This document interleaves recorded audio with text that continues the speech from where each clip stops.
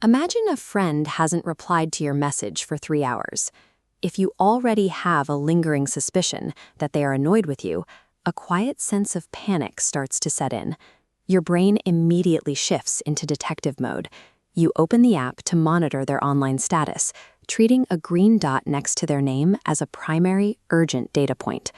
Then you notice they just liked a mutual acquaintance's post or dropped a comment in a group chat, all while your message remains on delivered. Your brain is performing a specific kind of selection.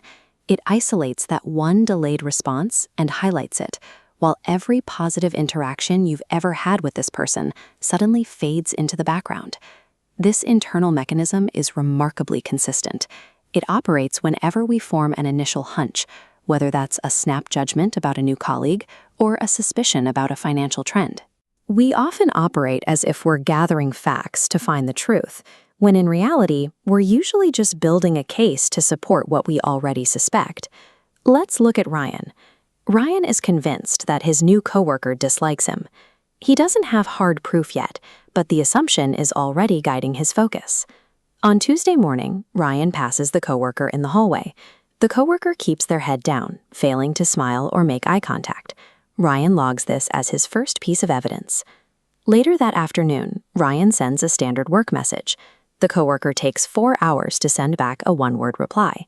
Evidence piece number 2. By Thursday, Ryan realizes a group from the office went out to grab lunch, and he was excluded from the invitation list. Ryan's brain synthesizes these 3 isolated moments. He takes a fragile, paranoid hunch and locks it into his mental framework as an undisputed fact.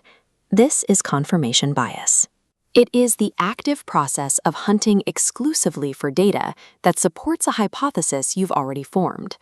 Ryan hasn't discovered the truth about his coworker's personality. He has built a one-sided prosecution case using a rigged system of evidence collection. Weeks later, the plot twists. Ryan discovers the coworker has no malicious intent. They are actually battling severe social anxiety in a new office environment. The coworker's actions were the same. The only variable was the narrative filter Ryan's brain applied to those events. When we plot this out, you can see how the filter works. On the bottom track in blue is the objective reality. Above it, in red, is Ryan's subjective track, his personal perception of those exact same moments. Through selective attention, Ryan's brain erased the times the coworker politely held the elevator door or said good morning. Those moments were scrubbed from the red track because they didn't fit his negative assumption. Objectively, taking hours to reply on Slack and avoiding crowded group lunches are common symptoms of social anxiety. But in the subjective track, Ryan's brain forced those remaining neutral data points to become checkmarks, conforming perfectly to his narrative. The human brain operates as an efficiency engine. Discovering the objective truth requires significant cognitive energy, while protecting an existing worldview is much cheaper. The brain almost always chooses the path of least resistance. We run this same protocol on massive, complex issues, from our political identities to our stances on emerging technology.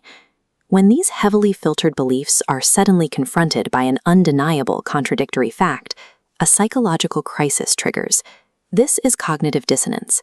The brain experiences the act of being wrong as a biological threat through its internal stability, creating an intense psychological friction that is physically uncomfortable to resolve. This biological hardware is permanent. Every one of us remains vulnerable to collecting biased evidence to validate our own insecurities. So the next time you feel absolutely certain you have proof about a person or a situation, pause. Ask yourself, is your brain actually looking for the truth, or is it just looking to be right?